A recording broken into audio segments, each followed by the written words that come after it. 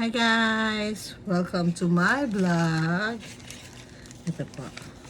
Anong oras na ba? 12. Yung merienda natin, 12 midnight. Hello. Morning na po.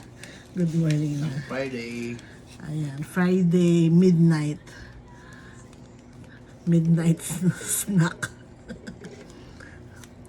Ayan. Dinala kami nung anak ko ng snack namin.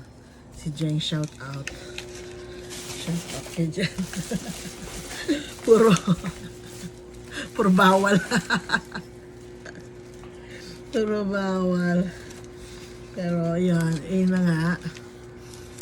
Kami dalawa rin na store. Kain na tayo.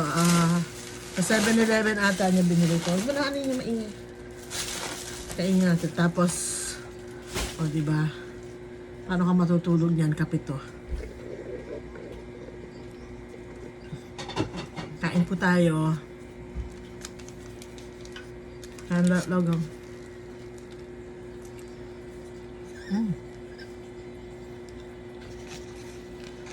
Big bite.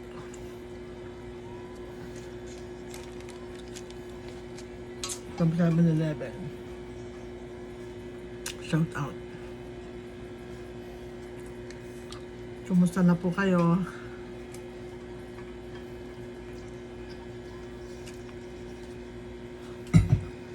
May bago akong sign pen. Binili. Kaya nagsulat-sulat ako kanina. Ayan. Ang logong ko, andito. Bakit naman? Nakayoko ka. Kain po tayo. Ito siya, oh.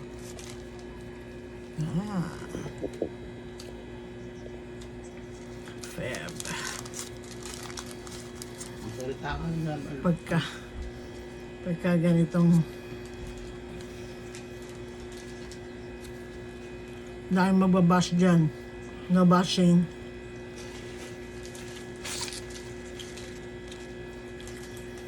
Hindi naman po every night ganito. Minsan lang naman po kami kumain ng ganito. Nanonood din po ako ng mga vlogs. Yung mga good vibes lang. Good vibes lang, kain tayo.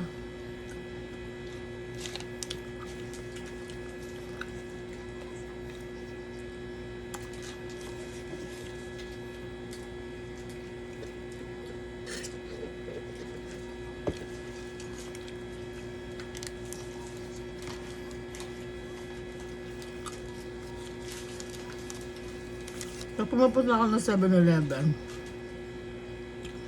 nung nagra-ride pa kami, tapos mag-stop over kami ng 7-Eleven magme-merienda. Ito lagi ang mahilig ako sa hotdogs. Pero hindi ko naman na siya inaano. Hindi na madalas yung pagkain ko nito. Pero pagka pumupunta kami, ito yung in-order ko. Siya naman, siopaw. Favorite naman niya yung siopaw. Pag nagra-ride kami. Ngayon, hindi kami makapag-ride kasi maulan. Kaya dito lang kami sa bahay lagi.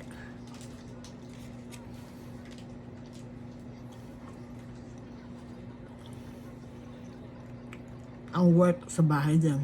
Work from home. Yan naman na kasi ang uso ngayon eh.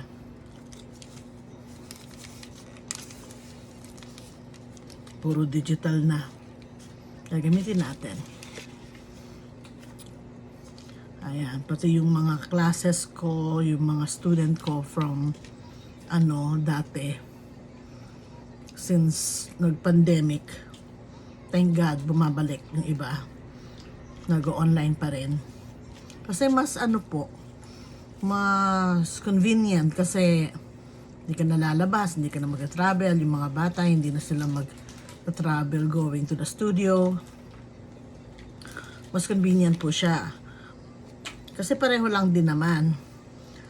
Ang pagtuturo naman is, pag Same thing lang ng face-to-face. As long na nakikinig yung students sa'yo, matututo pagka willing talaga. Na-appreciate ko naman yung mga student ko tsaka yung mga parents na talagang nakikita naman po nila kahit paano yung improvement ng mga anak nila. At yung mga student ko mababait naman, talagang ginagawa nila kung ano yung mga kino-coach ko sa kanila, kino-correct ko sa mga pag-sing nila, ganon.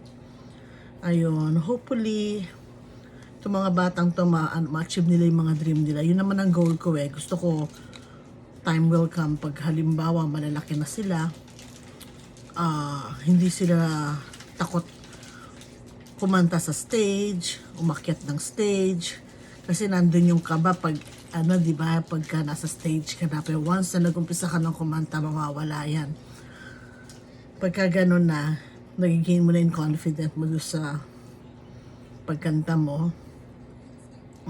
Good thing po yun, magandang yun. Kaya ina-advise ko rin, pagka may mga activities sa school, sumali sila na sumali. Or mag-participate sila para matrain yung mga bata, matrain yung mga student. Ayun. If ever gusto nyo magpa-coach, just let me know lang po. DM lang po.